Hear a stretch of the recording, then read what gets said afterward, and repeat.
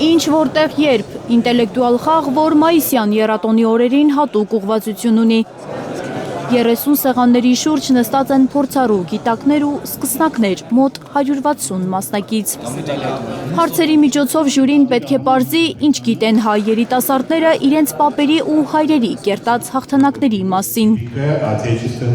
Հայրենական մեծ պատերազմին առնչվող հարցերը ռուսերեն են, Շուշիի ազատագրման ու Արցախի բանակի կազմավորման մասին հարցերը հայերեն։ Երիտասարդների լեզվի իմացությունն են նաև ստուգում։ Մենք իրավունք չունենք մոռանալ մեր պապերի, մեր հայրերի, մեր եղբայրների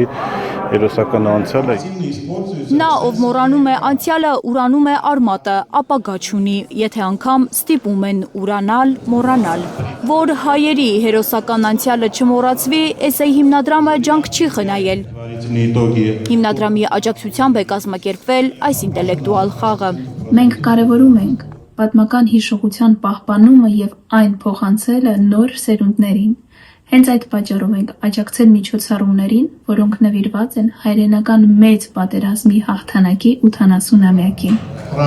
Ով է եղել Մարշալ Բաղրամյանը, ինչ գիտեք Թաթուլ Կրպեյանի մասին, ով հիմնադրեց Արցախի պաշտպանության բանակը։ Հերոսական դրվագների մասին, եթե գիտեն, մրցանակի կարժանանան, եթե չգիտեն, կիմանան։ Մոտ 1 ամիս են պատրաստվել թիմերը այսօր պատվով ներկայանալու համար։ Միասին արդեն 2 օր է տարբեր միջոցառումների ենք այցելում, որոնց հիմնական նպատակն այն է, որ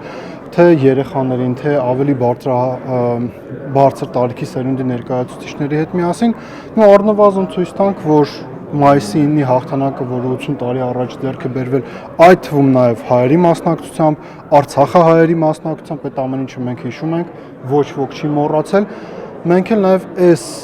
ֆորմատով հիշատակը պահելով պայքարելու ենք նրա համար, որ ինչ որ մի ֆորմատով իսկապես վերադարձնենք եռատոնը։ Էլի Շուշիի ազատագրում կտոնենք, Արցախը էլի հայկական բանակ կունենա, եռատոն կլինի, վստահ է հաղթանակություն նախաձեռնության անդամ Բենյամին Մաթևոսյանը։ Դրա համար կարևոր է համարում, որ հայրենական պատերազմի հաղթանակի մասին մեզ մնացած հիշողությունը չկորցնենք։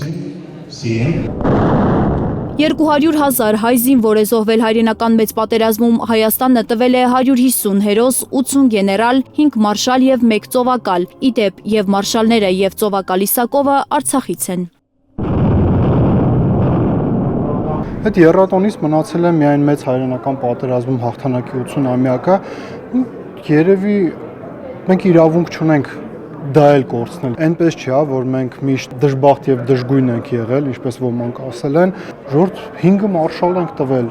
տասնյակ գեներալներ ենք տվել, 100,000-ավոր հայեր են մասնակցել, շատերը տուն չեն վերադարձել։ Էսեյ հիմնադրամի ուշադրության կենտրոնում են նաև մանկապարտեզները։ Իմ բալիկ, տունտունիկ և խոխա, սրանք սովորական նախակրթարաններ չեն, դրանք հիմնադրել են օկուպացված Արցախից բռնագաղթածները։ Հատուկ ուշադրություն են դարձնում երեխաների դաստիարակությանը, հայրենասիրական ու հայրենաճանաչության ոգով են խաղերը, երգերը, առօրյան։ Երկրագունդը հավերժ խաղի։ Մեր բալիկները պետք է լինեն շատ գրագետ, ուժեղ, խիզախ, ազնիվ, հայրենասեր։ Այն ամենը, ինչ որ բալիկների համար տոն կլինի, երջանկություն կբերի, մենք այդ ուղղությամբ կկատարենք մեր առաքինությունը։ Որ փոքրիկների օրը լիարժեք լինի, մանկական ուրախությունը նոր խաղերով է լցրել էսեյ հիմնադրամը։ Բարեգործական ծրագրով նախակրթարանները գրասենյակային սարքեր են ստացել, տեղադրվել են մանկական սղարաններ, մանկապարտեզներից մեկում էլ երաժշտական սենյակ են վերանորոգում։ Դաշինքից ծնվում է այն հավատը, որը մեզ ուժ է տալիս, հույս է տալիս առաջ շարժվելու, առաջ քայլելու, ստեղծագործելու, արարելու։ Էսեյ հիմնադրամի բարեգործական ծրագրի փոքր դրվագներն են սրանք։ Հիմնադրամի հիմնական ուղղություններից է Էսեյ Լաբ նախագիծը։ Մինչև 18 տարեկանները ծրագրավորում են սովորում, օգտագործելով ժամանակակից տեխնոլոգիաները։ Աննա Գյուլնազարյան, Թերեզա Կադայևչյան, Աշոտ Մնոյան, Միլենա Պողոսյան և Անի Ղանդիլյան, Հայլուրի համար։